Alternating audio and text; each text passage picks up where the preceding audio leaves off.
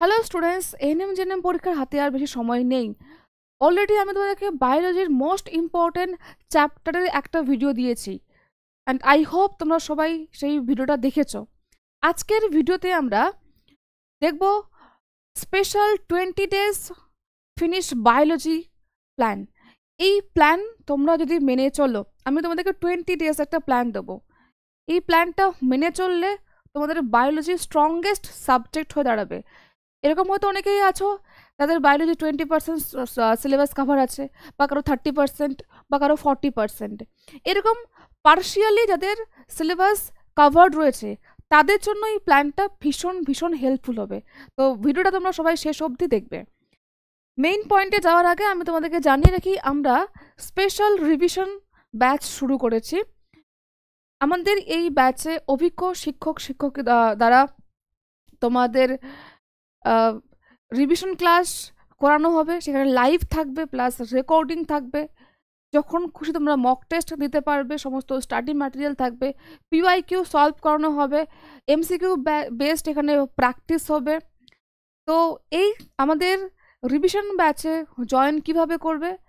Play store থেকে exam album app download করে তোমরা একদম টপে দেখতে পাবে প্রগতি ব্যাচ। সেখানে বাই নাওতে ক্লিক করে মাত্র 399-এ এই ব্যাচে জয়েন হতে পারবে। তাহলে দেরি করো না, অবশ্যই তোমরা এই ব্যাচে তাড়াতাড়ি জয়েন করে যাও। আর এখনও পর্যন্ত আমাদের টেলিগ্রাম চ্যানেলে কেউ জয়েন না থাকলে আমাদের টেলিগ্রাম চ্যানেলে জয়েন হতে পারো, এক্সাম অ্যালবাম অফিসিয়াল। এখানে প্রতিদিন মক টেস্ট নেওয়া হয় ফ্রিতে এবং সমস্ত আপডেট দেওয়া হয়। আচ্ছা, এবার আমি তোমাদেরকে খুব গুরুত্বপূর্ণ একটা বিষয় বলতে চাই। আমরা আমাদের এক্সাম অ্যালবাম ইউটিউব চ্যানেলে শুরু করতে চলেছি ফাইনাল শট 2025 এএনএম জিএনএম এর একটা সিরিজ। যে সিরিজে তোমাদের টোটাল যে 6টা সাবজেক্ট, এই 6টা সাবজেক্টের একদম ফ্রিতে ক্লাস করানো হবে। এখানে হলো আমাদের ক্লাসের রুটিন। এই রুটিনটা তোমরা সবাই স্ক্রিনশট নিয়ে নাও।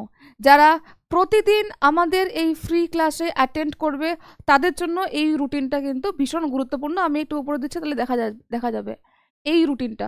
Final shot 2025 40 days revision plan. দেখো, এই রুটিন মেনে তোমাদের ক্লাস হবে। ক্লাসের টাইমিং দেওয়া আছে, দেখো 11টার সময় এই ক্লাসগুলো হবে, আর রাত 9টার সময় এই ক্লাসগুলো হবে। তো তোমরা সবাই জয়েন করবে।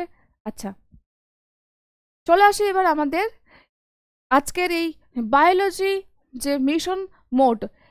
দেখো আমরা কিভাবে পড়ব। আমরা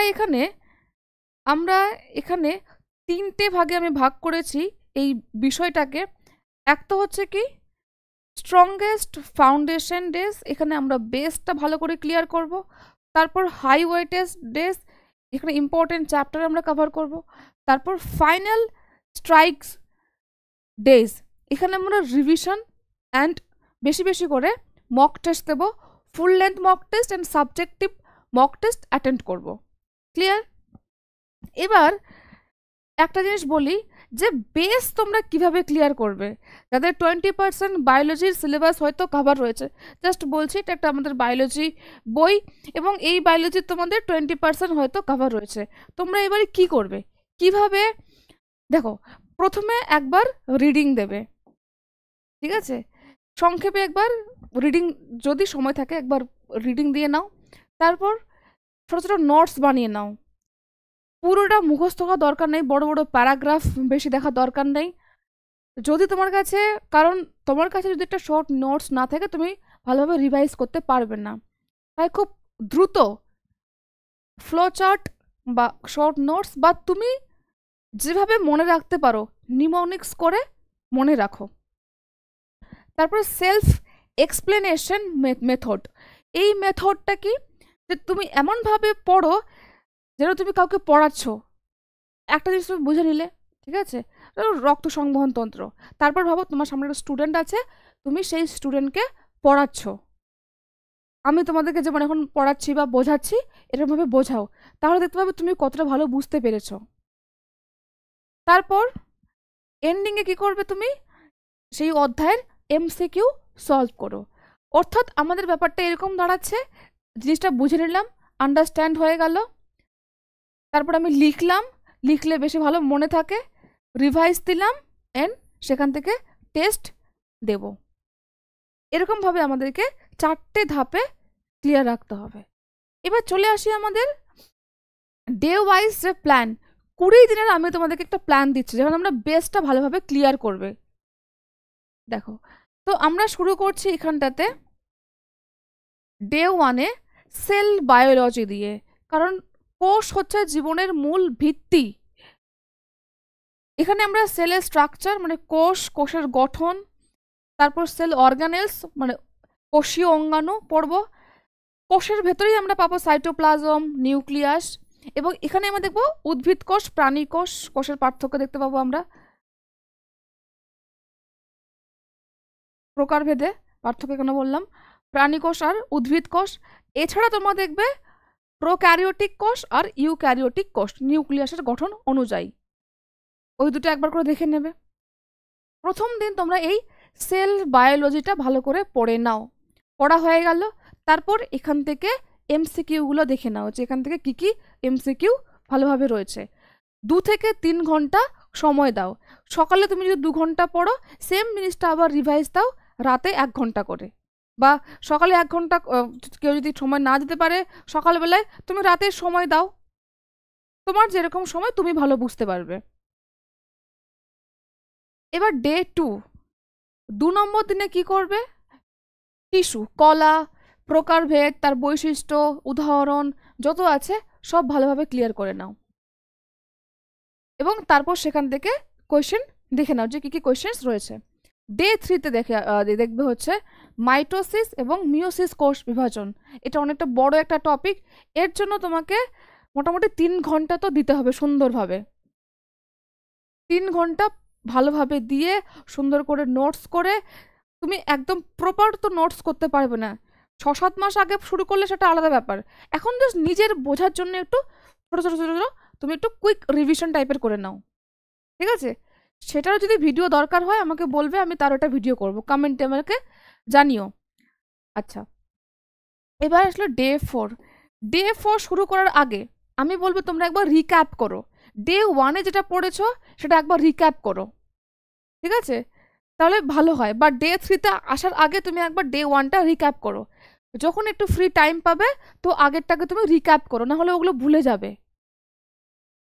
এবার আমরা চলে আসি জেনেটিক্সে। এখানে আমরা এক সংকর জনন, দ্বিসংকর জনন খুব ইজি। আমাদের জাস্ট এখানে অনুপাতগুলো মনে রাখতে হবে, ফিনোটাইপিক অনুপাতটা আর জিনোটাইপিক অনুপাতটা। আর যে 7 জোড়া বৈশিষ্ট্য আছে, বিপরীত বৈশিষ্ট্য, ওই 7 জোড়া বিপরীত বৈশিষ্ট্য মুখস্থ রাখতে হবে, প্রকট এবং তাদের প্রচ্ছন্ন, ভীষণ ভালো হবে, কারণ সেখান থেকে পরীক্ষায় প্রশ্ন আমাদের এসেছে।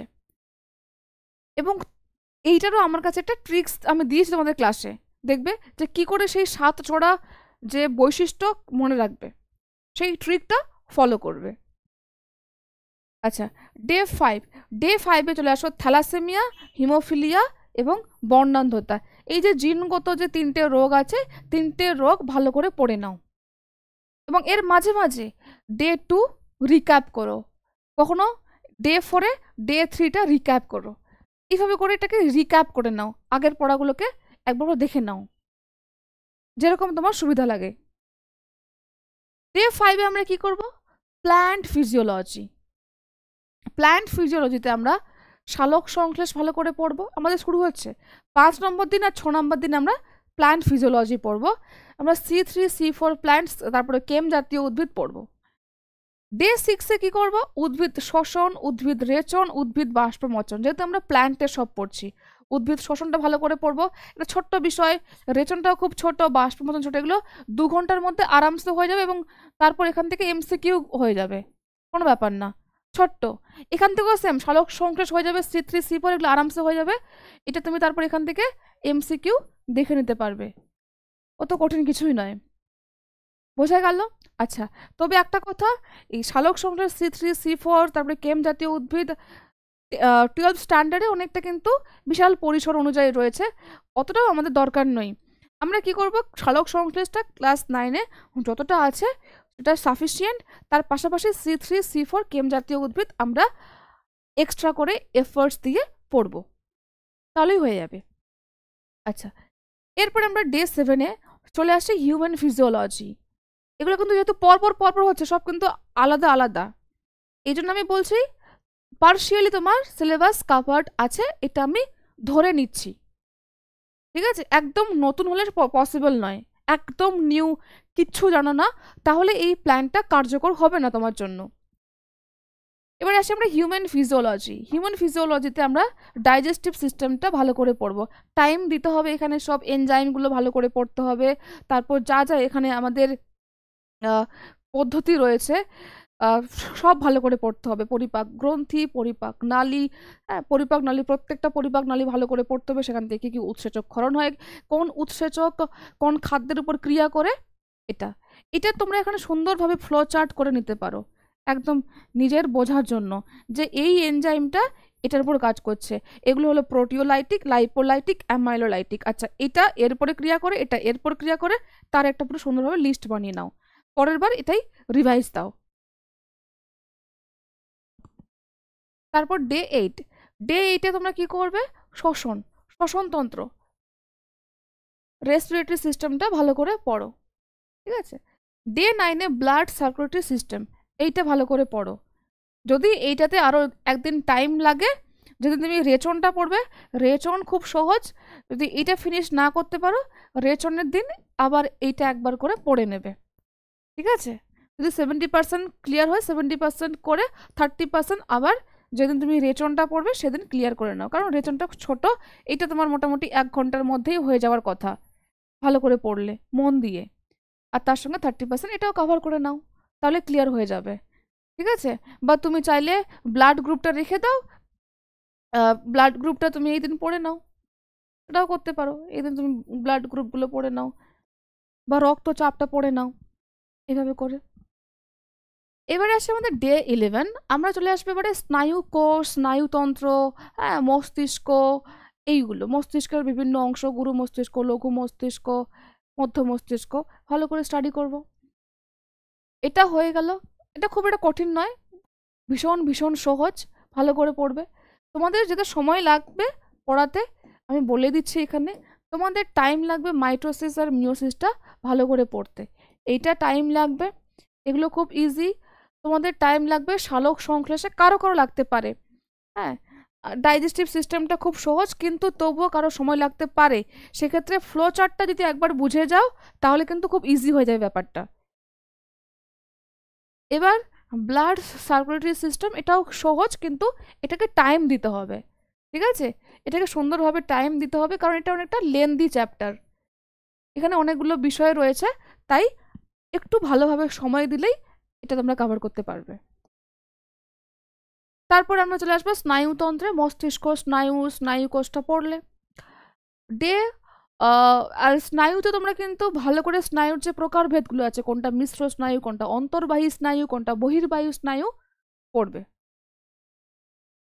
এরপর ইম্পর্টেন্ট হিউম্যান হরমোনস, এক কথায় আমরা এখানে ভালোভাবে অন্তঃক্ষরা গ্রন্থি তন্ত্রটা পড়ব, যে আমাদের অ্যানিমাল হরমোনসগুলো রয়েছে, কোন গ্রন্থি থেকে কোন হরমোন খরিত হয় সেটা, এটাও তোমরা যদি একবার জাস্ট ফ্লো চার্ট করে নিতে পারো, একটা ফ্লো চার্ট যে কোন গ্রন্থি থেকে কোন কোন হরমোন খরিত হয়, ইজি হয়ে যায় ব্যাপারটা, কোনো কিছু না, জাস্ট এই ডেটাগুলো তোমাকে মনে রাখতে হবে, এগুলো ডেটাবেস। এরপর ডে 13-এ কি করব, আমরা মানব জননটা পড়ব।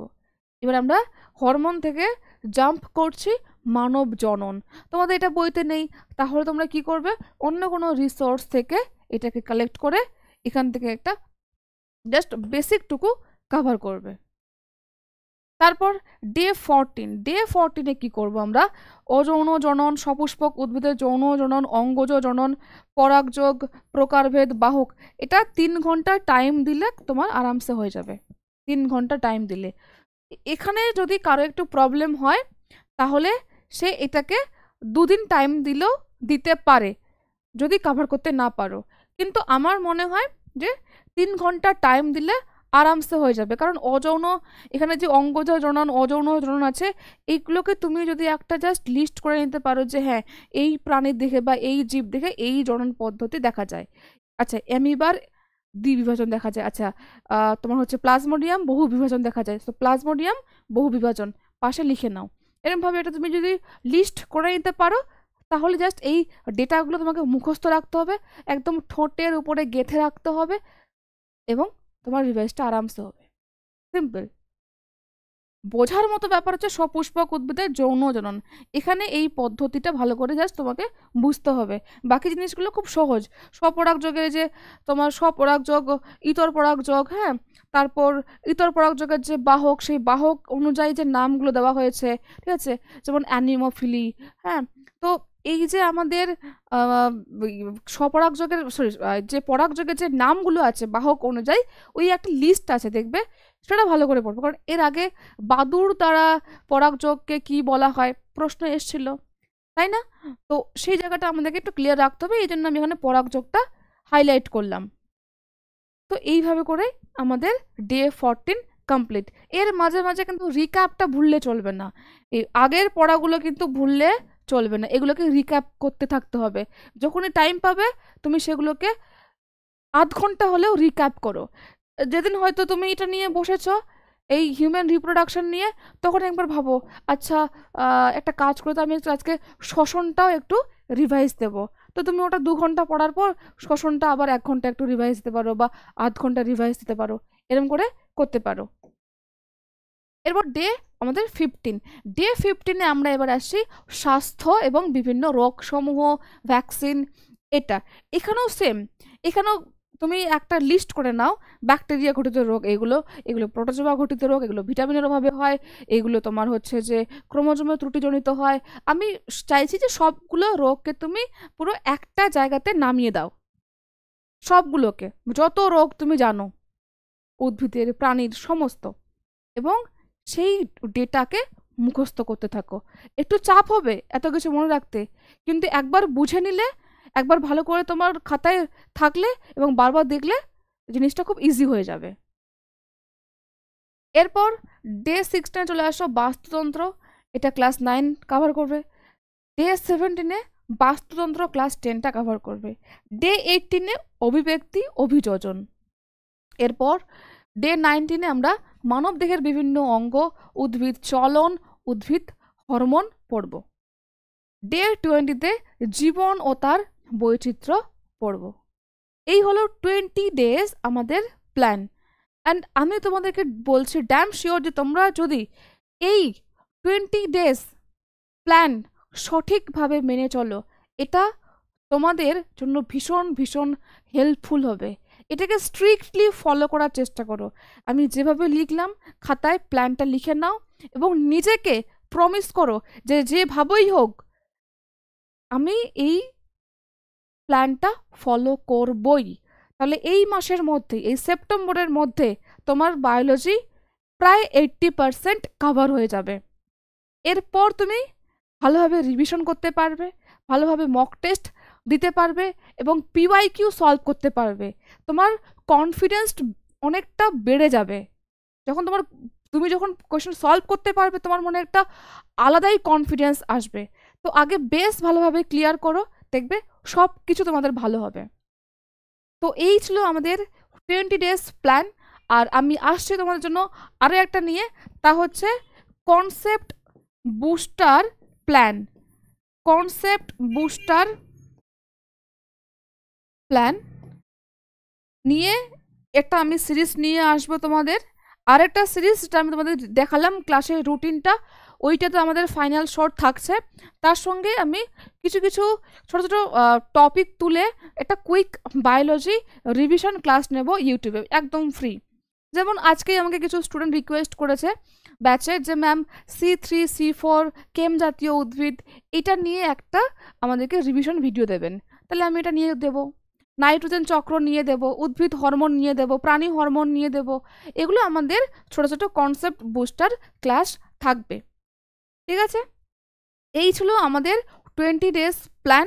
তোমরা অবশ্যই এই প্ল্যানটা ফলো করো, দেখবে তোমাদের সঙ্গে যা হবে পজিটিভ হবে। আর আমাদের এই চ্যানেলে কেউ নতুন থাকলে আমি জানিয়ে দিই, যেভাবে পড়ানো হচ্ছে, যে রুটিনটা দেখানো হলো, এগুলো তোমরা ক্লাসগুলো করো, আমাদের চ্যানেলটাকে সাবস্ক্রাইব করে রাখতে পারো, আরও ভালো ভালো তোমরা এখানে ক্লাস পেয়ে যাবে, লাইভ অ্যান্ড রেকর্ডিং বোথ। তো এই ছিল আমাদের ভিডিও। চলো আজকে আমি এখানেই শেষ করলাম, দেখা হবে তোমাদের সঙ্গে আবার অন্য ভিডিওতে। লাইক কমেন্ট করতে একদম ভুলো না। টাটা।